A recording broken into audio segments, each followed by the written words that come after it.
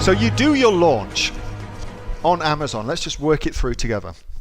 So you will do your launch on Amazon, and during that launch phase, you may have set up things like Google AdWords, and if you're on the platform in the USA or UK, wherever it may be, Amazon PPC, you may have also used Facebook advertising and things like that. So you may have been driving outside traffic to your listing whilst you did your launch.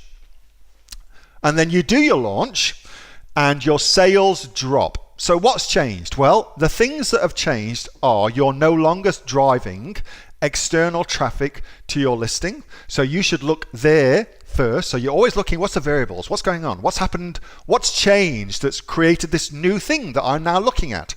Well, you're no longer driving your external traffic, perhaps. So check your external traffic, maybe turn it back on. So that's one thing to go check. Second thing to go check. Let's think about relevancy. Let's think about relevancy. This is going to be the international part of the evening. This is going to be the international part of the evening where we get involved together. So let's suppose that I am looking for a way to warm up food. Here's my problem. I'm going camping.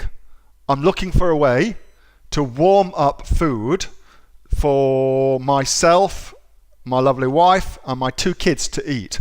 I come to Amazon. What am I going to type into Amazon? What am I going to type into Amazon? So you're me.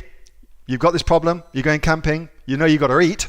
Either that or you just eat witchetty grubs and things like that. So you've got to warm your food up. How the hell do you warm your food up though? You need something to do that. What do you type into Amazon? All right, what have we got? Dean, matches. Agnes, food warmer. Lucy, food warmer for camping. Ben, camping stove. Melissa, food warmer. Peter and Leslie, camp stove. Michael, food warmer for camping. Portable stove. Camping oven. Camping for warm food. Camping stove. Camp oven. Thermal storage. Portable grill. Portable food warmer. Portable barbecue. 12-volt oven. Food flask. All right, so clearly that little test shows us that all of us think about what to type into Amazon differently. Now, what the hell does that mean for us? Well, as sellers on Amazon, what that means is there are lots and lots of opportunities to sell a small subset of people a product if you will take the time to understand what that small subset of people will type into Amazon. So let's now suppose that when you did your launch, you chose your keyword. And let's suppose that that keyword was, let's see, what's the thing we've got here? Camp oven.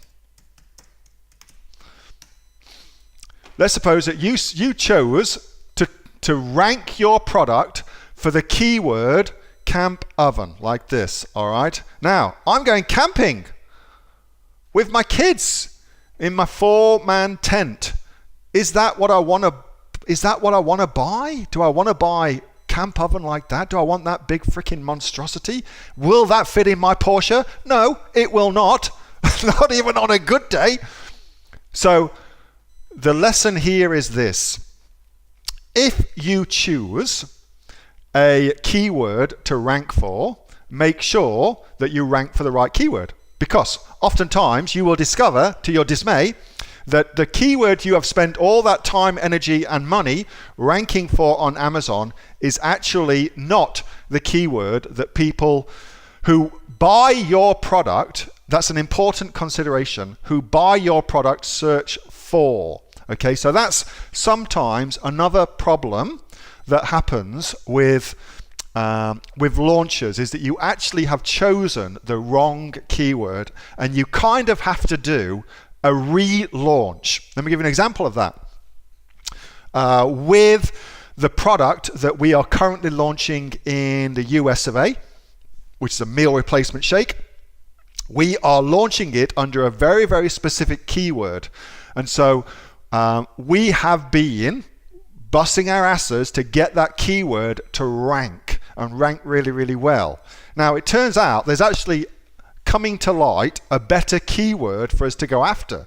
So now we're kind of thinking, should we switch gears and go after this new keyword? We've got to set something up to test that assumption, see if we can make more sales with this new keyword than the old one. So sometimes that happens. So let's come back to Brad's question.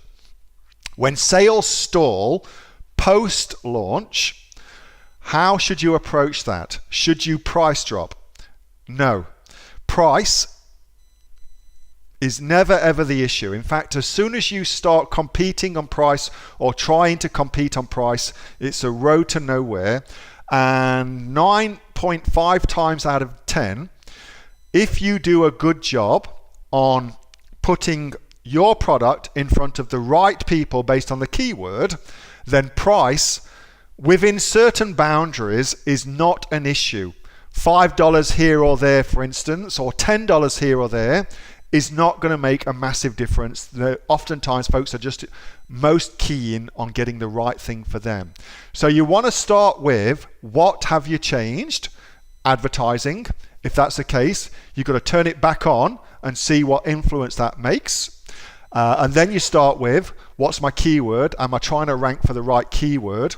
If I'm not, I need to rethink that keyword strategy. And that's the first two things to go look at. There's things after that, but that's the first two places that are 80% of the time, that's where the problem lies. So I'd start there. Hey, thanks so much for watching that video, and I hope that you got some massive value from it. Before you go, do you live in Australia? If you do, this is for you. Would you like to learn how to sell things on Amazon here in Australia? Would you like to know what sells really, really well and what sells for the maximum amount of profit? Would you like to know where you can source those products from, whether that be in China or here in Australia, and how to source them so you pay bottom dollar and get maximum value for what you're doing? If you do, please subscribe to my channel and like this video, and you'll learn that and much more. It's the exact same information that people like Jeff from New South Wales I've used to make $45,000 a month on Amazon, that Sue, who's from the sunny coast, has used to purchase herself a brand spankly BMW every single year as a result of her e-commerce business, and the lovely Kate from Bowral in New South Wales has used to make $32,000 a year on a month, not a year, a month on Amazon, and indeed Anthony, who makes $15,000 a month on Amazon, selling, as he puts it, odds and sods. If you'd like to learn the exact same information that they use to maximize their profits for their Amazon businesses, subscribe to this video, like my channel, post below if you want me to teach you something. Okay, I'm out of here. Speak to you soon. Bye. Subscribe. Do it now.